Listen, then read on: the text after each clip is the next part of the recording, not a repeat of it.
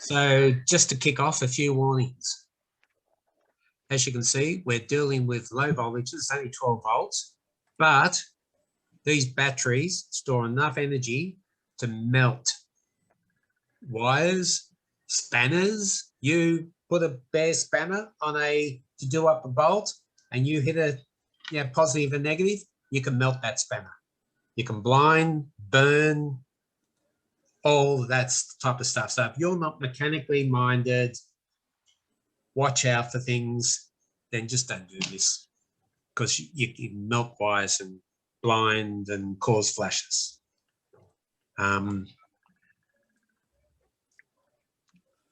Like I said, don't attempt this stuff, even though it's low voltage.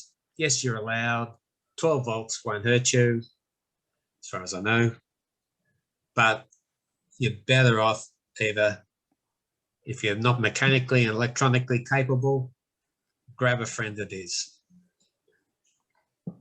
And my normal get out of the jails, understand your own capabilities. Don't guess, go and research.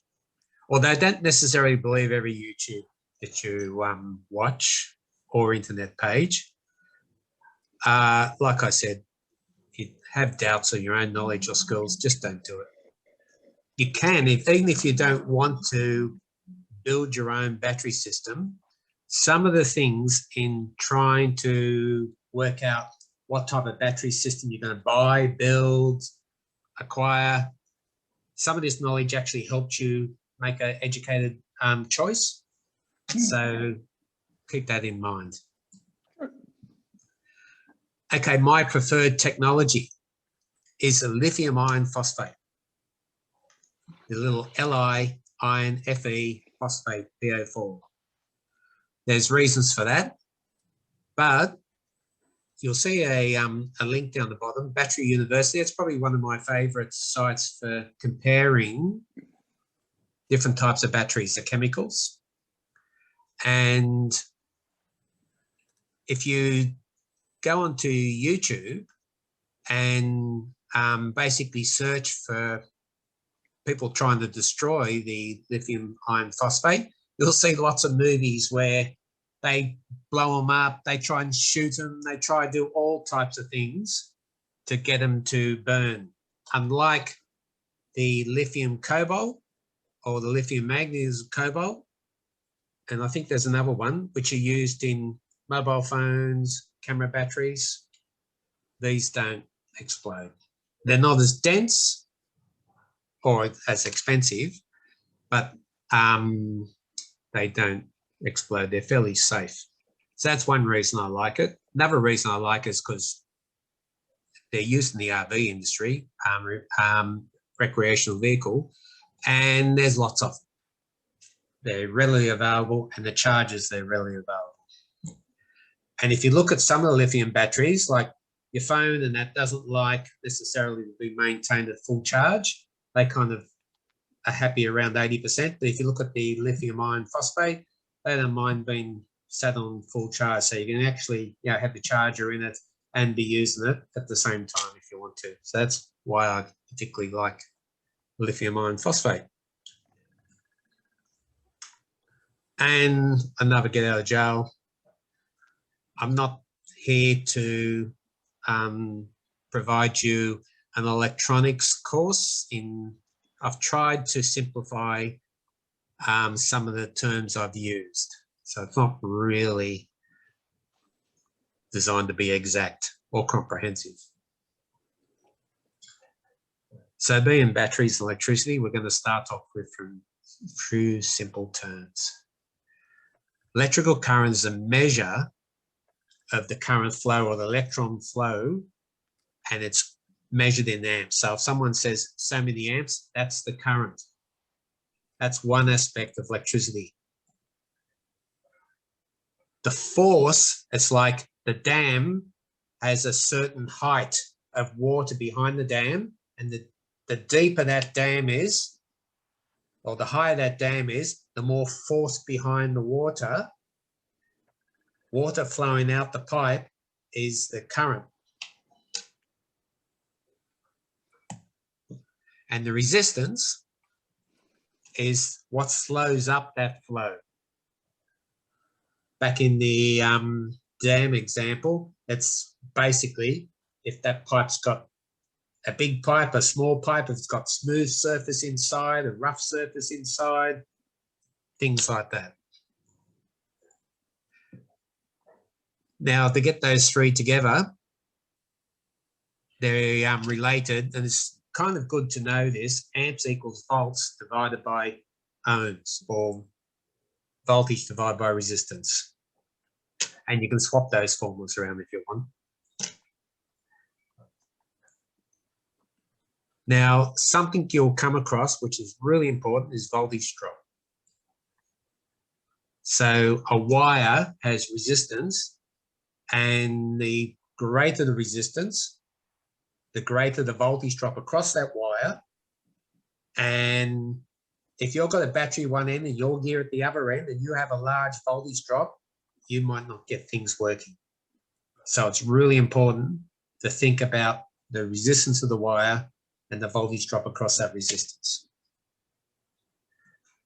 So the thinner the wire, the greater resistance and the voltage drop, and also the longer the wire. So they're the two things that are going to impact that voltage drop. So minimize your voltage drop with shorter and thicker wires. And you can actually get half a volt to a couple of volts easily. Actually, if you use thin wire and it's a long run, you'll get a couple of volts drop. And that, if you're only just on 12.5 volts, yeah, you can drop it down to the 12 volts and start to have issues, 11.5.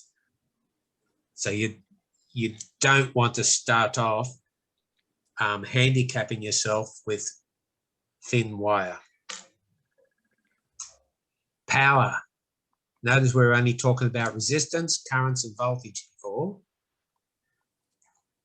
Power is a measure of how much work an electric current can do, and it's measured in watts. So it's basically the size of that dam. Not just the depth, not just the pipe size, but it's how much water is behind. How long is that dam going to run, that pipe? And it's measured with the voltage times the amps. And you can twist that formula around as well. And you can substitute what volts is and what current is, but it's easy just to say 12 volts times 10 amps is 10 watts, 12 watts. Now, batteries store the power, as I said, the dam example. And the capacity for the battery to push out the power, how much battery it's stored, is how many amps or what current it will deliver over a period of time. So it's amps per hour or amp hour. And that's where the amp hour term comes along. And it's usually measured on a specific draw, like 20 amp hour, but let's not get into those details. It's easy just to remember amps per hour is the battery capacity. It's how much power per hour is going to be. And you can convert it to watts if you want per hour. Doesn't really matter. Now, when you're sizing your battery, the battery needs to be able to supply the maximum current. For example, you might have a 100 amp hour battery. This is more of an RV example, but you can kind of scale it down. And you might want to run a 1,000 watt inverter. That'll be fine because I looked up a 100 amp hour battery and it's able to supply 100 amps continuous. Only for a short period of time, but 100 amps. So I can run that inverter. But I can't run a 2 kilowatt inverter because that needs more than 100 amps. So I have to go to a 200 amp hour battery, even though I might only want it for 10 minutes. The amount of current it draws, it's much greater than the battery can supply. So one stat you've got to look at with the battery size is the maximum current needed. Then the amount of power it stores, the size of that dam, be able to supply the power for the night. So you need to know how much average current you're going to need over a period of time. Then you've got to think, okay, how's my battery capacity going to fit in with something I can buy? You might want 75 amps hours, but you might find you can only get 100 amp hour in lithium at least. So you need to go up, and you need to think about those contingencies, about the extra thing. You're going to buy more gear. Battery's going to age over a particular number of cycles, so it's going to reduce its capacity. So they're the two things that come to mind when you're thinking about that battery size and how much you're going to supply. Some other fudge factors in that, how much battery you're going to supply, is the lithium batteries provide less capacity in the cold. I think a lot of batteries actually do that. So much so is even though the capacity is reduced, it will operate. This is a fusion battery, but a lot of them are similar. It will operate below zero. But the caveat on that, if you also look at this battery spec, you can't charge it below zero. So even though you can drain the battery, you never charge, I think, the lithium. So I think a lot of them are like that. So you can see with that graph how the capacity drops with temperature. Not that we get to below zero, but certainly, 0, 10, 20, there's a 15% or so drop. And conversely for the number of cycles.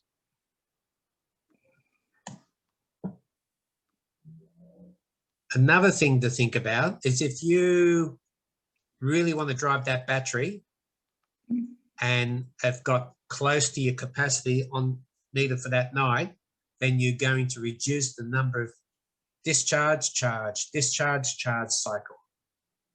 Now there's a term they call depth of discharge, which is the amount of power you're going to take out of that battery. So if you've got a depth of discharge of 80%, you're going to go right down to its 20% left.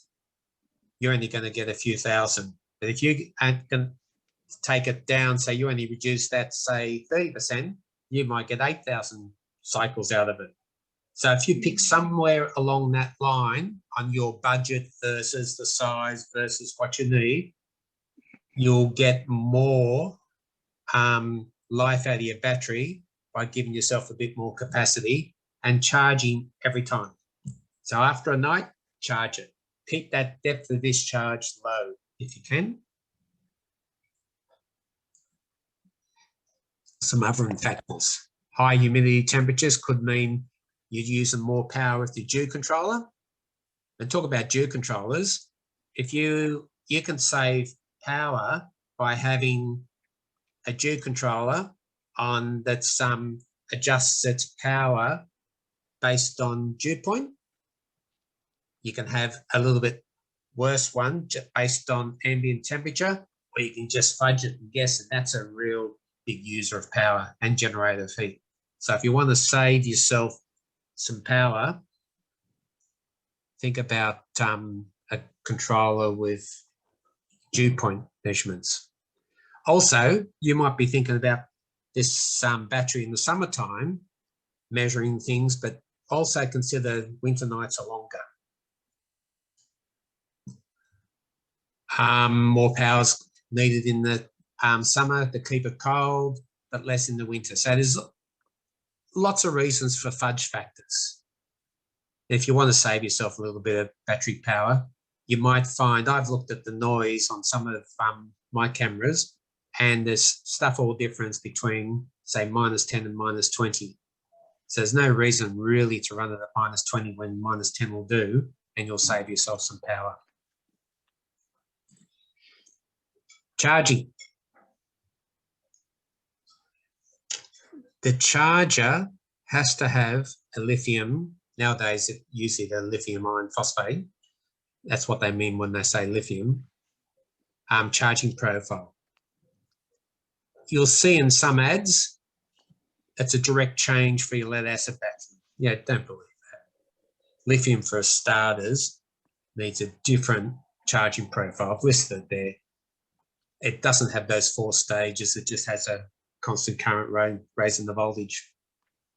And it gets up to a higher voltage than lead acid. So don't believe that. And if you think you can put it in your battery compartment of the car, don't believe that either. Lithium doesn't like that heat of the car near the engine. So you keep it in the back. Also, when charging your battery, I try to look at the manufacturer specification and pick a charging capacity a little bit below that. But a lot of manufacturers specify a minimum and maximum. So you at least get it above the minimum, and the minimum is going to give you a cheaper charger, but it's going to take a lot longer. So why charge? If you look at a lot of these battery packs from various manufacturers around the place, and there's some in Western Australia and some even by Bintel, they're really only about 5 amps. And yeah, why charge a 5 when you can do 30? So my charger is about 30 amps.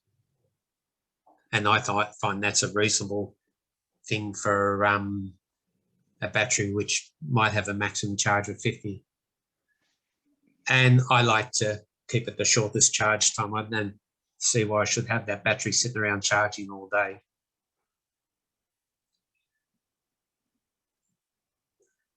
Now, if you're away like multiple nights and you don't have access to power, if you're on a dark party or something, if you can charge it from 12 volts in your car, and again, this is from the RV industry, you'll find DC to DC converters or chargers, and some of them will have a lithium profile in them as well.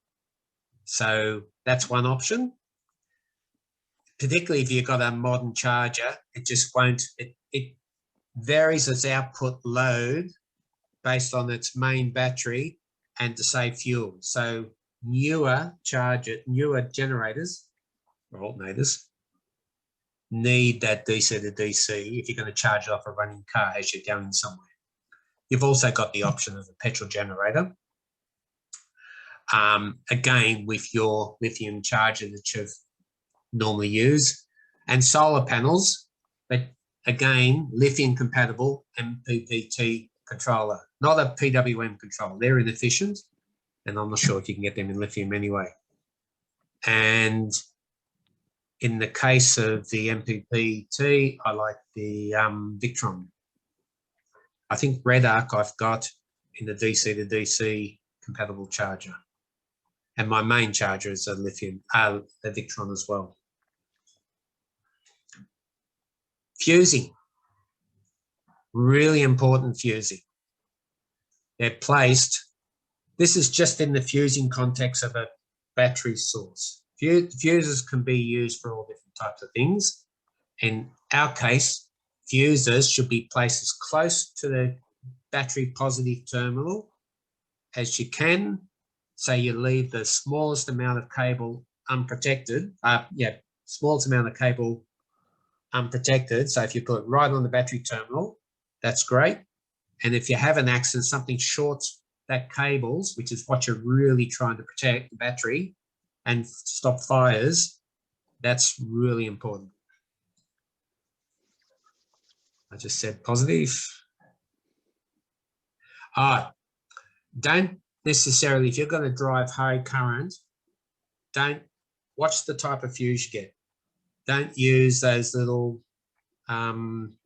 glass fuses or even a car fuse for, say, your main 40 amps that you might be driving your gear with.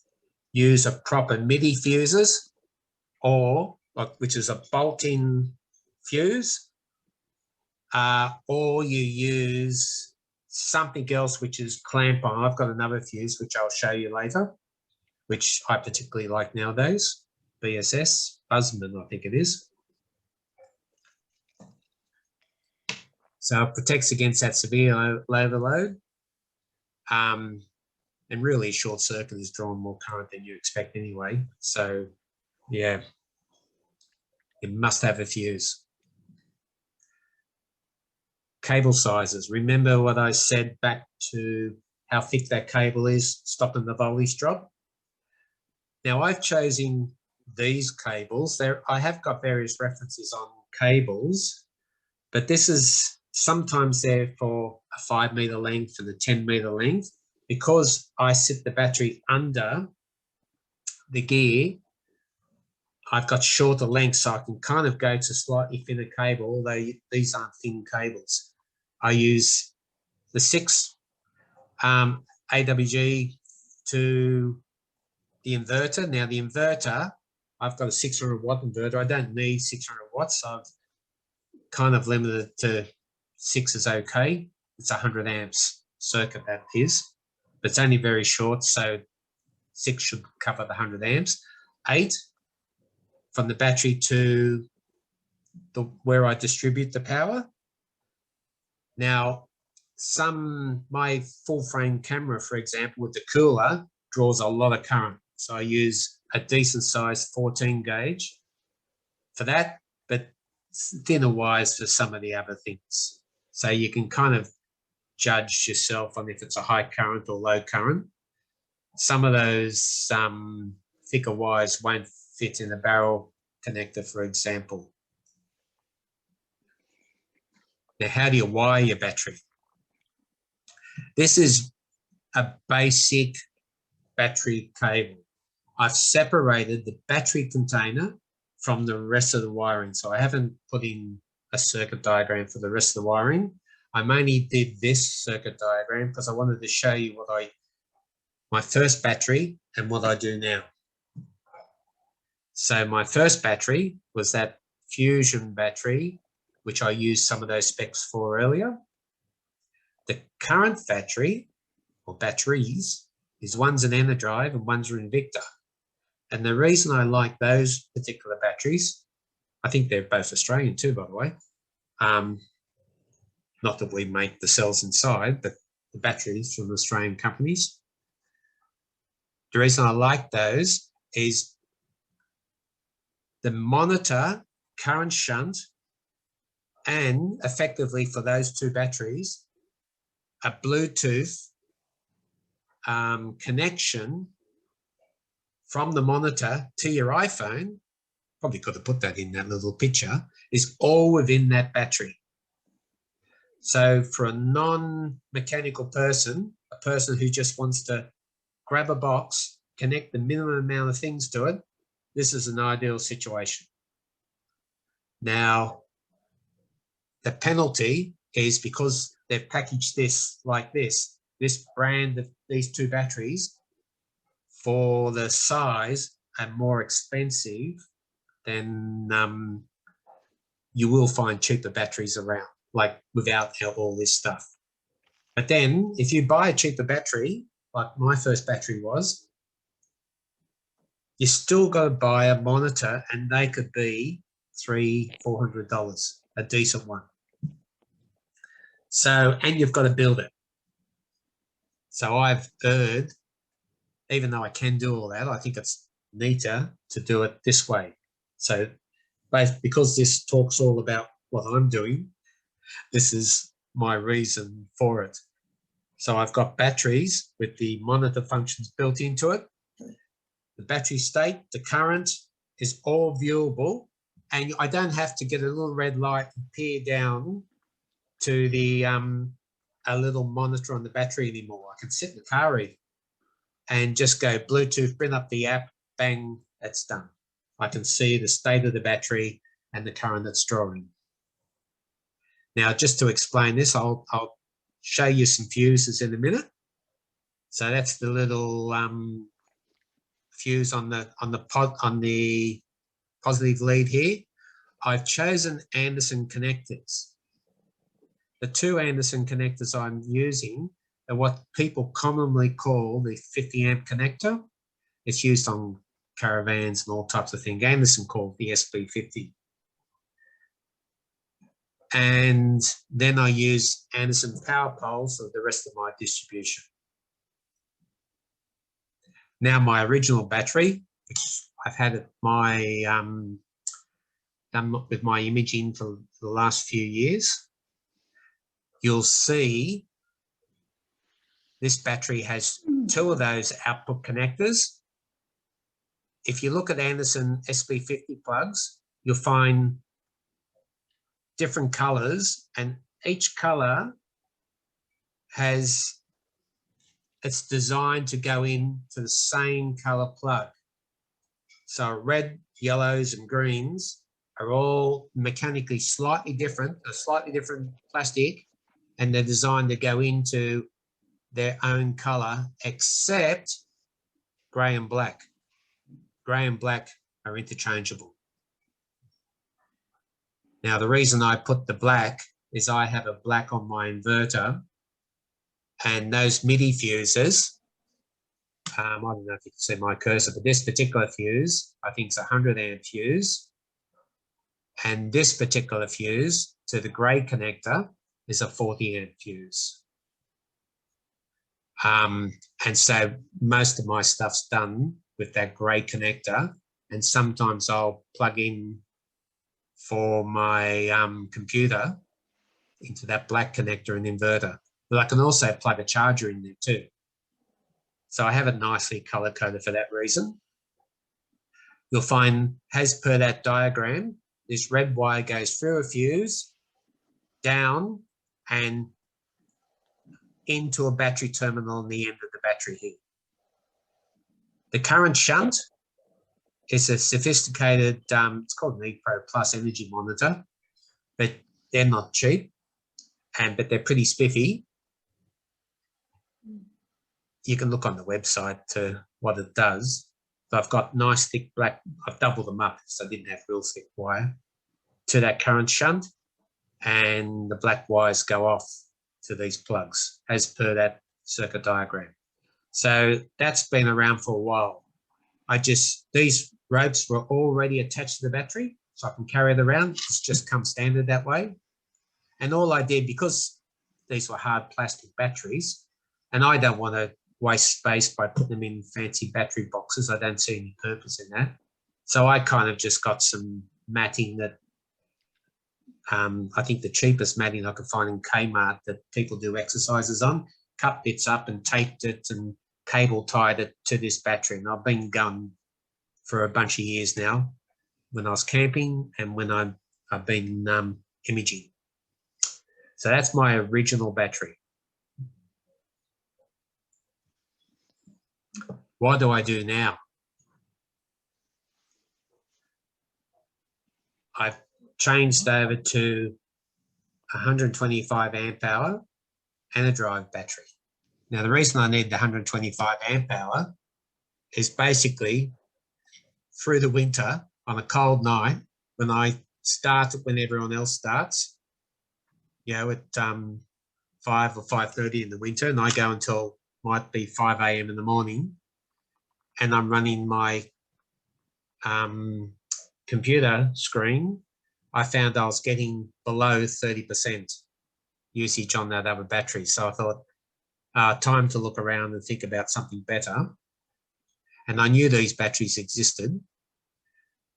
So I got an Energize drive, and this comes with a little Bluetooth app.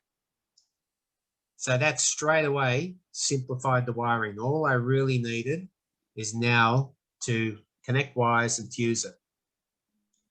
Now, another innovation I found was these Buzzman fuses. They're basically, it bolts on. I've pulled the insulation back here on this left-hand screen. I'm pointing down the bottom left. Pull the insulation back just to take a photo. There's a little square plastic module, come in different amperage sizes. There's 100 amp with this thick cable I've got, and a 40 amp with the thinner cable, and they just bolt on.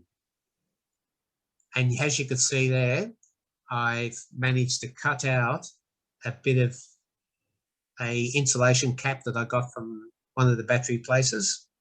I've got a red one there and a black one because I was just black goes straight to the terminals.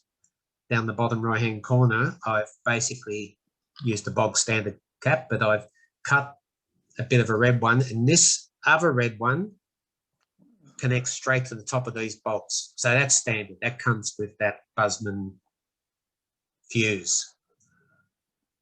So all I did then is got from Bunnings some corner protection padding, glued it on. It comes with its adhesive. Then there's extra protection. I wrapped around. I got some ties that tie down, small couple of meter tie downs, and wrapped them around the battery just to tie everything down. Now this particular Energive comes with a metal. You can just see the green at the bottom of that. Comes with a metal tray. I've left that tray on it, and that provides some added protection. So I've detailed some of the stuff there, which you can read. Now, an alternate, and this is, I got this for my camper van. I'm replacing a 100 amp hour AGM battery, which AGM, if you don't know, that's lead acid, with this 100 amp hour lithium, about a third of the weight. And this is a single pole. If I go back, that was a double pole. And remember, I wanted one for the power supply for the imaging and one for the inverter. But I also use that for charging if I happen to be imaging at the same time as the charging. If I happen to be somewhere, I have done that. So this is a single pole. There's a close-up of that fuse and a close-up of on the battery. And I can actually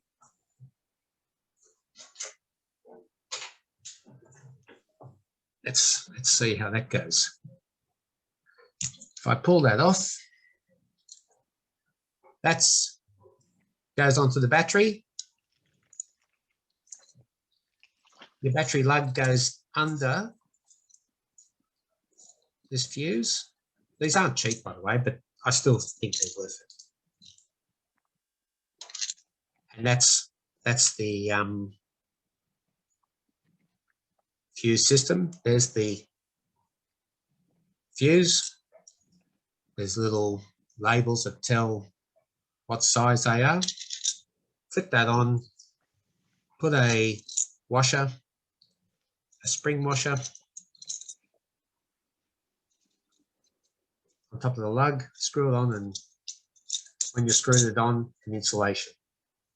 And you just need some insulation for the battery terminal here.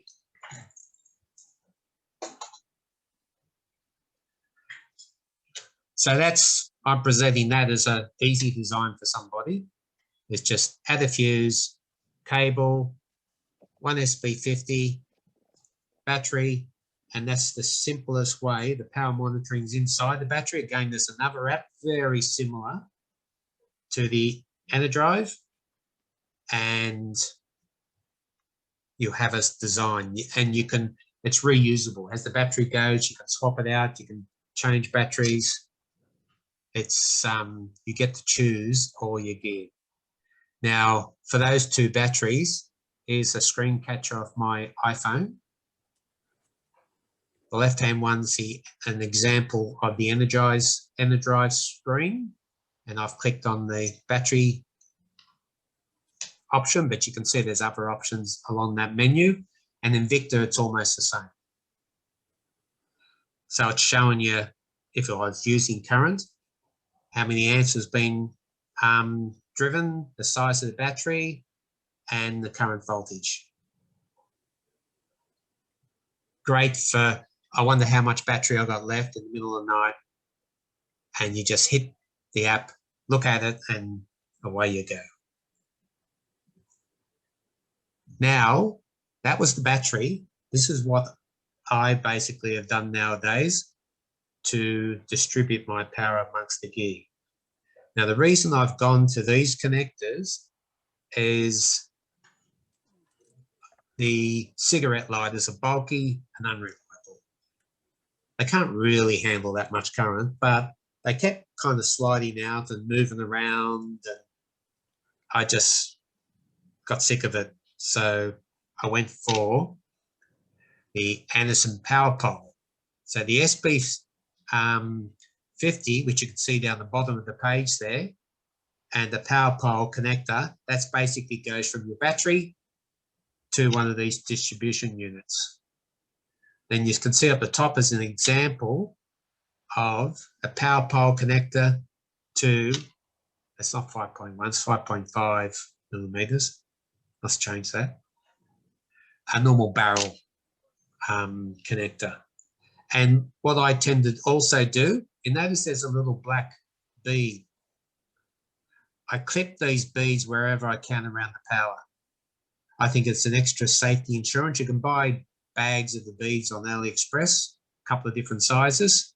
They're ferrite, like 2 ferrite half cups that clip over the wire and a little plastic clip to secure it. But they help stop interference coming down those wires. Now, there's only certain things that will generate the interference, but I just do it for routine. Some of the things could generate the interference is basically motors on your mount. Not sure if there's anything else. Maybe if you got some fancy, maybe the computer or the motors, that's what's going to generate it. But I think it's handy to have it. I've had people who have had little spikes on their power and they've solved them by having those beads. And you'll find a lot of computer gear has those beads, particularly if they're being powered from a switch mode power supply. So power pole to the 5.5. The distribution panel, they come in all flavors. Rig Runner's a popular name, and that's by a mob in America. This one is from Bintel. Bintel have this 4-port one, and I think another one, maybe an 8-port one. I've got a reference later. And on AliExpress and Amazon, this other brand, and you can get them with the power poles out the top like that, or out the side, and you can even get them without the fuses, which I've got one, and I've also made one from 3D printing and just soldered the wires out the back, joined about 4 or 5 of them together, small, put it on the telescope, and just essentially fuse the one lead. So if any one of those blow, it just blows the whole lot. But it's small on top of the OTA. And the last slide, I looked up a bunch of places. I've done this over a long period of time, so I tried to remember as many things as I can. So I've got a whole bunch of references, and because I'm going to give you this as a PDF,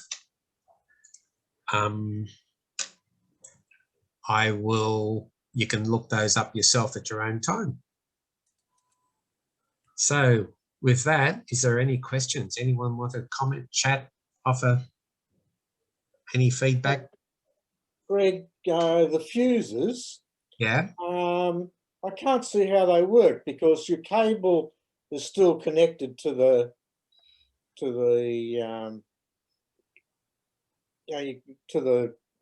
bolt. Okay. I'll show you.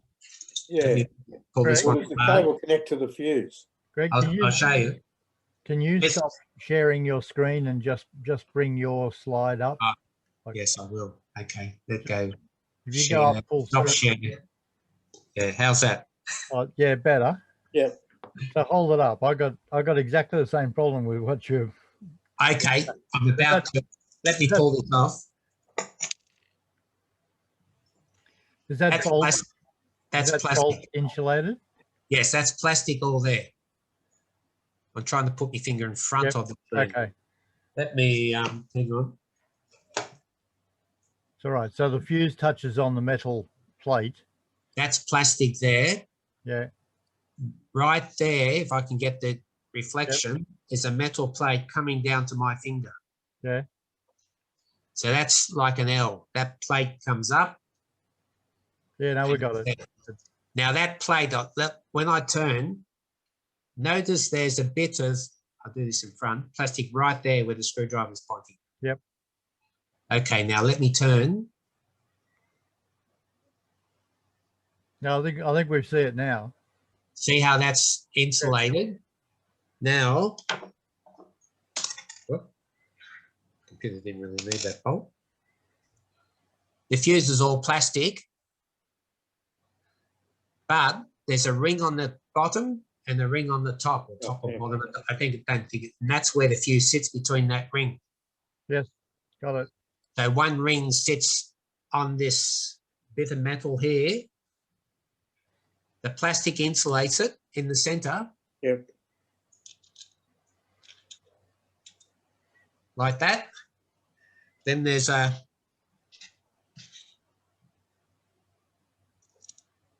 because this bolt has got that plastic insulation, and it's really it's embedded in the plastic. It doesn't connect. Then that it's got a washer on top. You put your lug on top of that washer. Then it comes with a then you just have a spring washer and you tighten the bolt on. Yep, all good, Greg, thanks. Yep, All no, good? that's fine. Yep. Understand. Fantastic. I discovered them. I thought, geez, what a neat solution, because my next favourite one is the MIDI fuse, but you have to mount it. That means you've got to screw it to something, and you start to create things and it just looks untidy. Yeah, no, they look really good. Where did you buy them from, Greg? I've got it listed in, I bought it from SWE Czech, which I've got in my reference on that last slide. Yep. But let me get that video back. I really like them. They you can also, I've also seen them. I don't know why I didn't buy it from that guy, the 12-volt shop in Western Australia, but maybe the SWE Czech looked a bit more fair dinkum, or maybe it was cheaper or something, I forget at the time. But I've used them twice and they've been really good. They send it out within the week, punk, it lands here, and away I go. So the next question, Greg, Yeah. on a typical night, do you use about 60 or 70 amp hours? Yes, actually, I started to use more. Let's qualify this. My previous setup was a ASI 1600 with 7 filters on my ED120. And I was using a, which I still have, a Skywatcher AZ-EQ6 mount. Then I upgraded, and I also drive a 15-inch computer all night, although I do turn the screen down. So I tend to just leave it going. Now, I have moved to, after 10 minutes, it just turns the screen off, and just move the mouse and come back up again. That saves a little bit of power, not too much. But that 100 amp hour battery used to take it down to about 30%, which was I didn't want to go any lower in a winter's night. And I also have my dew controllers. I haven't found a good dew point one. I know Phil's made one, and I've made one too, or half made one. But I've been using the Kendrick ambient temperature controller, the one that just keeps it, I put it about 3 degrees I measured above ambient. And it has a sensor underneath the dew strip, and it has a separate sensor to measure the ambient temperature. Now, that just turns on the particular dew strip, because I've got 2 sensors, when it's needed. And it stops that gas, it stops underheating, it stops overheating, using more power and causing all that heat around your telescope and all the air movement. So that would be the minimum. And if I could have bought a decent Kendrick one, which they've promised, the last couple of years that measures the dew point, I would have. So I've tried to make it. The only thing about making is it's too bulky. So if you think about the power usage of your computer and your dew strips, and if you're only imaging one object, so really the motor's not slowing much, you're not driving lots of energy around, then that's probably your minimum use of the battery on a humid night through winter. But if you image a few different things and you're moving around, and particularly if you're diver and stuff, you're constantly moving, then that's going to drive your battery up. If you then upgrade, like I did, to a full frame QHY600, that draws a lot more power. So that pushed me over the edge, that camera. So I went for a 125 amp hour battery, which in battery terms, actually, if you look at it, they're the same size. It's the same physical size, the way they make them. It's just more, I don't think actually Enerdrive have a 100 amp hour battery anymore with these smart batteries. So I went for 125 amp hour, and I think that's a nice battery. And if you don't use the power hungry and you're not going to upgrade, think about what I said about depth of discharge. If you're only discharging that to 50%, that battery's going to last longer. If you go camping or something and you want to take that and drive a little fridge and stuff, that's capable of doing it. Just like any battery, keep them charged. Well, just as a comparison to that, I use the battery I've got a battery mounted in the car, in the boot, and it's an Enerdrive 125. And I run the cable from the car to my rig. I think a cable do that. As you know, I look for simplicity. I use a color camera, so I generally only image for 2 hours. I use about 20 amp hours. So my 125 amp hour battery is oodles of capacity. When I'm working at home, the car's parked too far away and in a garage, I just use a 60 amp hour AGM battery, and that normally does me for the night too. You drive a computer with that? Yes. Sorry, at home I don't. No. At home I drive the computer. But at Terry Hills I drive the computer. I also make sure the computer is fully charged before I start. I always start off fully charged. Yeah. I also have to drive it via a 240 volt inverter because the computer drivers, apart from the little Nook, aren't powerful enough to drive the computers I've used, even the 15 inch. So I have to drive. I drive my computer through an inverter as well, but the inverter doesn't really use much power. You've mentioned an important point, which I was going to include, and I will now. I also dabble occasionally with visual, or for very short times running the computer. So I have a little down here I prepared earlier.